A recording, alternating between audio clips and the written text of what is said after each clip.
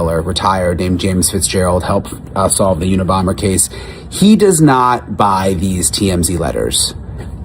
He says it just doesn't make sense that this person would have the information they claim to have about who abducted Nancy Guthrie and even have a phone with a video.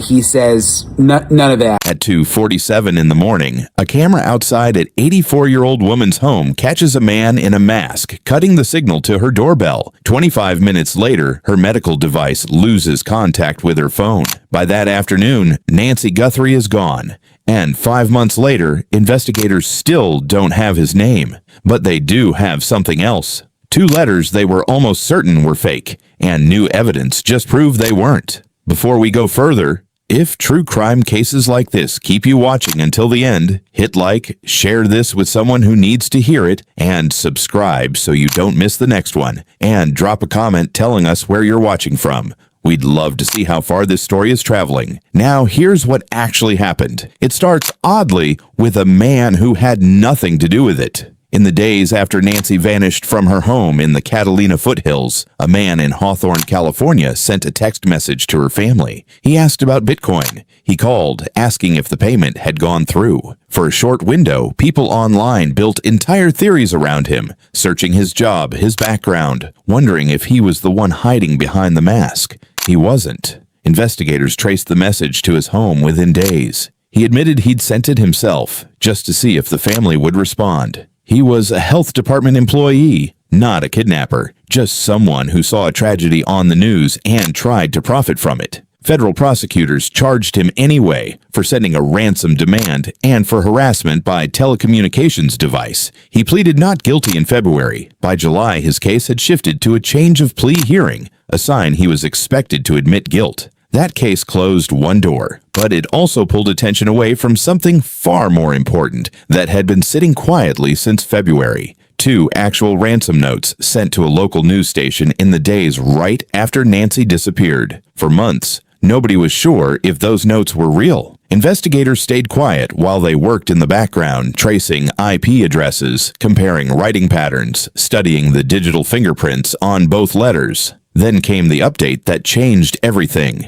The 2 notes, investigators concluded, most likely came from the person who actually took Nancy. Not a copycat, not someone chasing attention. The real one. The notes didn't share an IP address, but they shared something else. The same kind of secure identity-hiding server. Whoever sent them understood exactly how to disappear online. To understand why that detail matters so much, you have to go back to the beginning. On the night of January 31st, Nancy's daughter and son-in-law dropped her at home just before 10 at night. Hours of silence followed. Then at 1:47 in the morning, a masked figure in gloves approached her front door, gun holstered at his side, and used nearby branches to block her doorbell camera. Investigators later found an earlier image of the same man at her door without a backpack, taken on a completely different day. The theory, he'd scouted the house once, noticed the camera, and came back prepared. 25 minutes after the camera went dark, the app connected to Nancy's pacemaker lost contact with her phone.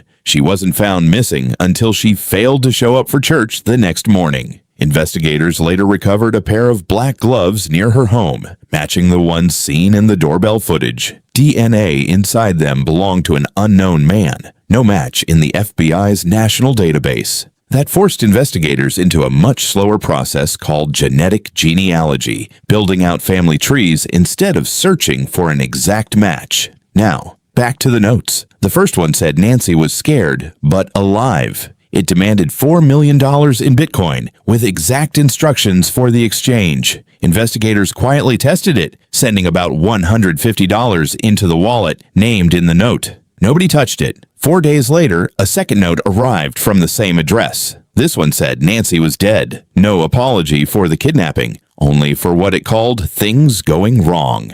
No location, no way to confirm anything. Savannah Guthrie, Nancy's daughter, responded publicly the same day, asking simply for her mother's body to be returned. Investigators couldn't confirm what the note claimed, but they could confirm where it came from. And that made it different from every fake message that followed. A separate channel opened up with TMZ using the same email and Bitcoin address tied to the original notes. In late June, a new message arrived through that channel claiming something nobody had heard before. 2 people were involved, not one, and the sender claimed to have video footage of Nancy with one of them. Around the same time, a cybersecurity firm published something that reframed the entire case. They classified it as what's known in the crypto world as a wrench attack. A crime where, instead of hacking a system, someone uses physical force to make a target hand over financial access voluntarily. If that theory holds, the motive may never have been about Nancy specifically. It may have been about something she controlled financially. Once that access was given or refused, there may have been no reason left to keep her alive. Behind all of this sits a second story, tension between the FBI and the local sheriff's department over how the first days of the investigation were handled. The FBI director said publicly that his agents were kept out of the case for 4 days after Nancy disappeared, and that a plane sat ready to fly DNA evidence straight to the Bureau's lab in Virginia. Instead, the county sent key evidence to a private lab in Florida. The sheriff pushed back just as publicly, saying a federal task force member was on scene the very night Nancy was reported missing, and that the lab choice was an operational call, not a snub. Weeks later, that same sheriff faced a separate push to remove him from office entirely, tied not to Nancy's case, but to disciplinary records from decades earlier in his career as a police officer in Texas. He said he'd simply misunderstood a question during a deposition. Others called it a pattern the community couldn't ignore. Either way, he was now managing 2 crises at once, one missing woman and one fight for his own job. The investigation's reach kept widening too. Early on, nearly everything centered on the neighborhood itself, its washes and desert paths that let someone move at night without ever crossing a main road or a camera. Later, attention shifted south toward the border 60 miles away and toward a massive reservation that stretches between Tucson and Mexico, open enough that a vehicle could pass through largely unnoticed. A Mexican missing persons group even followed an anonymous tip to a suspected burial site near the border. They found nothing tied to Nancy, but they found more than 20 unmarked graves belonging to other missing people entirely. When the tip turned out to be a dead end, the person behind the ransom notes actually responded, calling the tipster foolish for sending searchers to the wrong place. That single reaction told investigators something important. Whoever was writing these notes was following the case closely, in real time. A retired FBI agent who's spoken publicly about the case says this kind of work simply takes time.